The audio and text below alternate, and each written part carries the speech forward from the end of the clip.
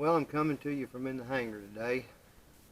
Old 1-1 underwear is feeling a little under the weather. We'll get her worked on this week, and we'll get up in the air, and we'll do some more videos flying. But right now, we're going to do one on the ground.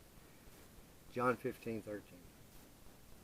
For no man has so much love than this, than to give his life for a friend. Now, when people hear about that, or they see it, or they read it, the first thing they think about is dying, physically dying for someone else. And that's great. That's awesome, and that's noble, but that's not quite what Jesus meant. What he meant was dying for someone to self.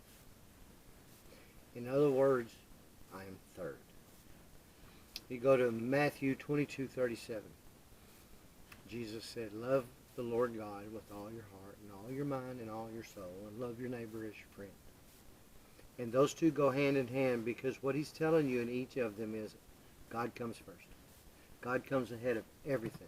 Every decision you make, God comes first. Every decision I make, I run it through what I call a Jesus filter. I drive my 12-year-old crazy with the Jesus filter comment. Have you ran it through a Jesus filter? Because if you run it through a Jesus filter, odds are you'll not get it wrong. God comes first. Second, everybody else. Everybody else on the planet comes ahead of me. I meet somebody at the airport, somebody I don't even know.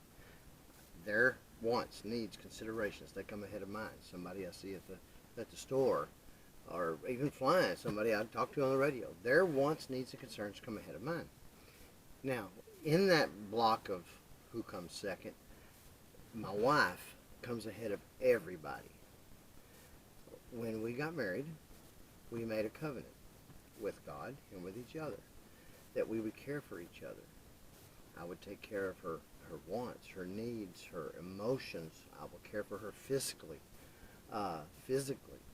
Everything that I do, every decision that I make, I consider her first. Then I consider myself. She does the same thing. Every decision she makes, she considers Jesus. Runs it through a Jesus filter. Then she considers me. Is it something I would like or not like, or something that we need to talk about? Is it spending money that, and this is a two-way street. We both do this. And would I be honoring her or dishonoring her in the decision I'm making? Would she be doing the same thing? So right after Christ, God, comes my wife, then my children, grandchildren, then everybody else on the planet.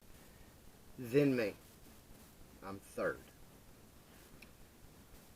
And if you think about it, it sounds hard. It sounds like, golly, somebody I don't like, somebody I don't agree with, somebody I don't know. It's a little difficult to start out doing it. But once you do it, once you put other people's needs ahead of your own, it becomes easy, because it's rewarding. You know you're doing it the way Jesus wanted you to do it, and he makes it easy. Dying for someone physically, that's easy, because you're dead. You're not here to worry about it anymore. Dying for someone to self, that's difficult. That's hard to do. And it's going to take some try at first, but then it'll come easy. John 15:13, Matthew 22:37. I'm third.